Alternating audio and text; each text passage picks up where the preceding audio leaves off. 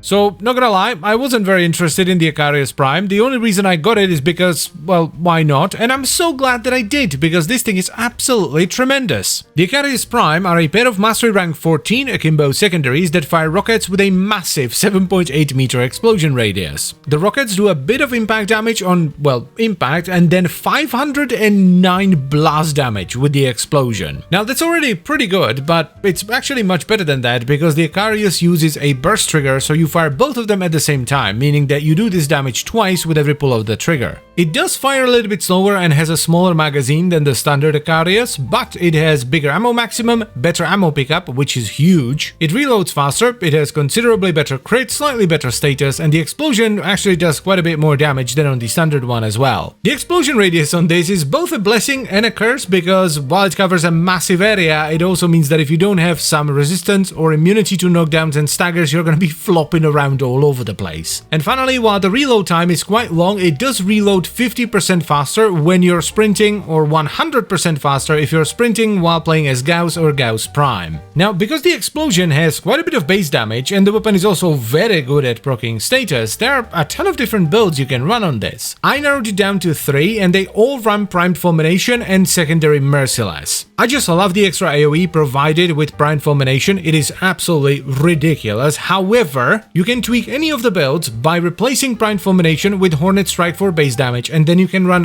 whatever arcane you want. So if you prefer to run Shiver or Flare or Empowered, you can do that, just make sure you put in Hornet Strike so you have some base damage. But anyway, the first build is mainly designed to strip away enemy armor, so we have a hybrid of Corrosive and Heat, and it's mainly used for Grineer, Corrupted, but also works fairly well versus the Murmur. This setup benefits heavily from having one Corrosive Emerald chart on your frame, ideally Tau Fort, so that you can strip 98% of the enemy's armor with Corrosive alone, and since it doesn't proc its own Vital, a pet that can do it for you is absolutely fantastic here. This setup is surprisingly good. I wasn't quite sure how a straight up upfront damage setup is gonna work on the Akarius, but turns out it's absolutely fabulous. There's even a tweak you can do to this build where instead of Primed Fulmination, you put in Accelerated Isotope so that you have radiation damage against alloy armor as well. This will make it into an absolutely tremendous anti-Grineer weapon. So overall, a very fun build that's pretty straightforward. The second build is more focused towards the Corpus, hence the Expel Corpus, and it sacrifices crit for more damage over time.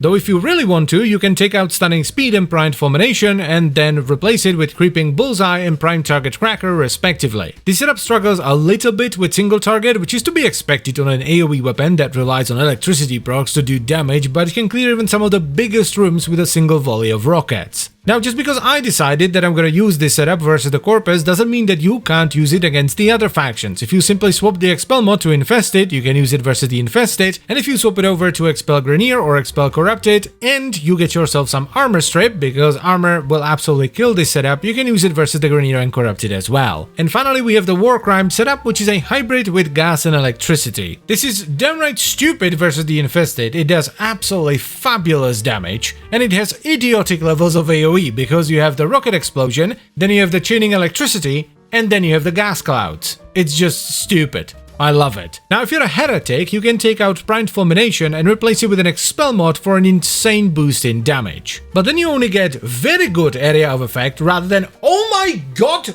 what is this kind of area of effect? And I'm not about that. It's just, again, surprisingly strong, and it works pretty well in mixed company as well. It's not just for the Infested. It's pretty damn good versus the Corpus, and if you strip the enemy armor, it's gonna shred Grineer and Corrupted as well. Now, all three of these builds also run Primed Pistol Ammo Mutation because you kind of need ammo mutation. You just want to get as much of it as you can. Because while the ammo maximum is bigger and the ammo pickup is better as well on the Prime, it's still not great. And even with Primed Pistol Ammo Mutation, that's one rank from the top, I still find myself low on ammo every now and then. So don't even think about not running ammo mutation on this. At least use Carrier or something. What I love about this the most is that few years ago, a secondary weapon that does primarily blast damage would be meh at best. But nowadays we have so many different things we can do, you can actually make this weapon work in more ways than one. It's just great, I love it. So if you manage to put this weapon together, because it is a bit of a doozy, you need 2 common parts, 1 uncommon part and then 3 rare parts,